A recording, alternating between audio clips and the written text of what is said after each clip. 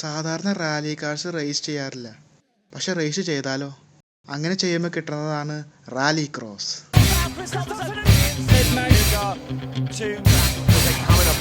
എൻ്റെ ഏറ്റവും ഫേവറേറ്റ് ആയിട്ടുള്ള മോട്ടോർ സ്പോർട്സുകൾ ഒന്നാണ് റാലി ക്രോസ്. മണ്ണും ടാർമാക്കും ഉള്ള ട്രാക്കിൽ റാലി കാർ പോലത്തെ കാർ റേസ് ചെയ്യുന്നതാണ് റാലി ക്രോസ്. പക്ഷെ നിങ്ങൾ ആദ്യമായിട്ടാണ് റാലി ക്രോസ് കാണുന്നതെങ്കിൽ കൺഫ്യൂഷൻ അടിക്കും ഇതെങ്ങനെയാണ് വർക്ക് ചെയ്യുന്നതിനെ പറ്റി. സോ അതുകൊണ്ട് തന്നെ ഈ വീഡിയോയിൽ റാലി ക്രോസ് എങ്ങനെയാണ് വർക്ക് ചെയ്യണതെന്നും റാലി ക്രോസിലുള്ള ഓരോ കാറ്റഗറിനെ കുറിച്ചുമാണ് പറയുന്നത്. റാലി ക്രോസ് സാധാരണ മോട്ടോർ സ്പോർട്സ് പോലെയല്ല നടത്തുന്നത്. സാധാരണ മോട്ടോർ സ്പോർട്സിൽ പ്രാക്ടീസ്, ക്വാളിഫൈ, പിന്നെ 1-2 റേസ് ഉണ്ടാവും ഒരു വീക്കെൻഡിൽ. പക്ഷെ റാലി ക്രോസിൽ 10-20 റേസ് ഉണ്ടാവും ഒരു വീക്കെൻഡിൽ തന്നെ. പിന്നെ ഫുട്ബോളിലുള്ള പോലെ ഒരു നോക്കൗട്ട് സിസ്റ്റമാണ് ഉപയോഗിക്കുന്നത്. ഇതിന് കാരണം റാലി ക്രോസ് ട്രാക്കൊക്കെ ഭയങ്കര ചെറുതാണ്. അതുകൊണ്ട് തന്നെ 30ഓളം കാറിനെ ഒരുമിച്ച് റേസ് ചെയ്യാൻ നോക്കിയാൽ നടക്കൂല. സോ അവരെങ്ങനെ നടത്തണമെന്ന് നോക്കാം. ആദ്യം ക്വാളിഫൈ ചെയ്യണം. അതും സാധാരണ മോട്ടോർ സ്പോർട്സ് പോലെയല്ല നടത്തുന്നത്. ക്വാളിഫയിങ് റേസിൻ്റെ രൂപത്തിലാണ് നടത്തണത്. ക്വാളിഫയിങ് റേസസ് ഉണ്ടാവും. അത് 4 ലാപ്പ് നീണ്ടതും 4 ഡ്രൈവർമാരും ഉണ്ടാവും. ഏറ്റവും പെട്ടെന്ന് റേസ് ഫിനിഷ് ചെയ്യുന്ന ആൾക്ക് ക്വാളിഫയിങ് പോയിന്റ്സ് കിട്ടും. ഫസ്റ്റ് ഫിനിഷ് ചെയ്യുന്ന ആൾക്ക് 50 പോയിന്റ്, പിന്നെ സെക്കൻഡ് ഫിനിഷ് ചെയ്യുന്ന ആൾക്ക് 43 പോയിന്റ്, അങ്ങനെ ഓരോ സ്ഥാനത്തിനും പോയിന്റ്സ് കിട്ടിക്കൊണ്ടിരിക്കും. പിന്നെ വേറെ കാര്യം, റേസിലുള്ള സ്ഥാനമല്ല നോക്കണത്, റേസ് എത്ര പെട്ടെന്ന് കംപ്ലീറ്റ് ചെയ്തെന്നാണ് നോക്കണത്. ഏറ്റവും പെട്ടെന്ന് കംപ്ലീറ്റ് ചെയ്യുന്ന ആൾക്ക് കൂടുതൽ പോയിന്റ്സ് കിട്ടും. അങ്ങനെ 4 ക്വാളിഫയിങ് റൗണ്ടിന് ശേഷം ഏറ്റവും കൂടുതൽ പോയിന്റ്സ് ഉള്ള ആദ്യത്തെ 24 ഡ്രൈവേഴ്സിന് ക്വാർട്ടർ ഫൈനലിലേക്ക് പോകാൻ പറ്റും. ഇനി ക്വാർട്ടർ ഫൈനലാണ്.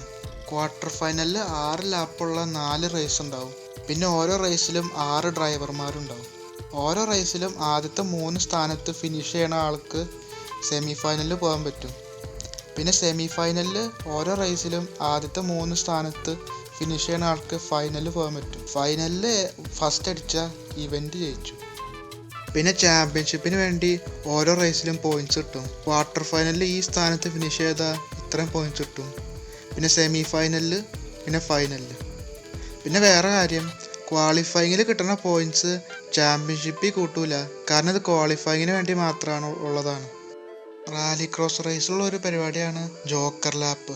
ഇതെന്ന് പറയുന്നത് ട്രാക്കിൻ്റെ ഒരു നീളം കൂടിയ ഭാഗമാണ്. ഈ ഭാഗത്തിൽ കൂടെ എല്ലാ ഡ്രൈവറും ഓരോ റേസിലും ഒരവണ പോകണം. ഇവിടെ പോകുമ്പോൾ കുറേ ടൈം ലോസ് ആവും. ഇതെന്തിനാന്ന് വെച്ചാൽ ഒരു സ്ട്രാറ്റജി ആഡ് ചെയ്യാൻ വേണ്ടിയാണ്. എപ്പോൾ ജോക്കർ എടുക്കണം എന്നുള്ളത് റേസിന് ഭയങ്കര ഇമ്പോർട്ടൻ്റ് ആണ്. കാരണം തെറ്റായ സമയത്ത് ജോക്കർ എടുക്കുകയാണെങ്കിൽ ചിലപ്പോൾ റേസ് തോറ്റുപോകും.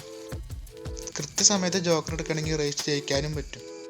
ഇങ്ങനെയാണ് റാലി ക്രോസിൻ്റെ റേസ് ഫോർമാറ്റ്. ഇനി റാലി ക്രോസിലുള്ള കാറ്റഗറി ഏതൊക്കെയാണെന്ന് നോക്കാം. ആദ്യത്തെ കാറ്റഗറി RX5 അല്ലെങ്കിൽ ക്രോസ് കാർസ് എന്ന് വിളിക്കും. ഈ കാറ്റഗറിയിലുള്ള വണ്ടികൾ ഇതിനു വേണ്ടി മാത്രം ഉണ്ടാക്കുന്നതാണ്. 120 ഹോഴ്സ് പവർ ഉള്ള ബൈക്ക് എഞ്ചിനാണ് ഉപയോഗിക്കുന്നത്. അതും റിയർ വീൽ ഡ്രൈവ്. ഇതാണ് സ്ലോവസ്റ്റ് കാറ്റഗറി. അടുത്ത കാറ്റഗറി RX4. ഇതിനകത്ത് റോഡ് കാർസിനെ ചെറിയ മോഡിഫിക്കേഷൻ ചെയ്തിട്ട് അത് ഉപയോഗിച്ച് റേസ് ചെയ്യണതാണ്. ഈ കാറ്റഗറിയിലുള്ള എല്ലാ വണ്ടികളും ഫ്രണ്ട് വീൽ ഡ്രൈവാണ്. അടുത്ത കാറ്റഗറി RX3. 400ഓളം ഹോഴ്സ് പവർ ഉണ്ടാക്കുന്ന ഫ്രണ്ട് വീൽ ഡ്രൈവ് വണ്ടികളാണ് ഈ കാറ്റഗറിയിലുള്ളത്. ഇതാണ് സെക്കൻഡ് ഫാസ്റ്റസ്റ്റ് കാറ്റഗറി. അടുത്തത് RX1 അല്ലെങ്കിൽ സൂപ്പർ കാർസ് എന്നറിയപ്പെടുന്നു. ഇതിനകത്ത് 600 ഹോഴ്സ് പവർ ഉണ്ടാക്കുന്ന ഓൾ വീൽ ഡ്രൈവ് വണ്ടികളാണ് ഉപയോഗിക്കുന്നത്. അതുകൊണ്ട് തന്നെ ഇതാണ് ഏറ്റവും ഫാസ്റ്റസ്റ്റ് കാറ്റഗറി. സോ ഗൈസ്, അത്രയുള്ളൂ ഇന്നത്തെ വീഡിയോ. നിങ്ങൾക്ക് ഈ വീഡിയോ ഇഷ്ടപ്പെട്ടെങ്കിൽ ലൈക്ക് ചെയ്യണം. പിന്നെ ഇനി ഇങ്ങനത്തെ വീഡിയോ കാണുകയും സബ്സ്ക്രൈബും ചെയ്യണം. പിന്നെ നിങ്ങളുടെ അഭിപ്രായങ്ങൾ കമൻറ്റ് ബോക്സിൽ ഇടുകയും ചെയ്യണം. അടുത്ത വീഡിയോ കാണുന്നവരേക്കും ബൈ ബൈ.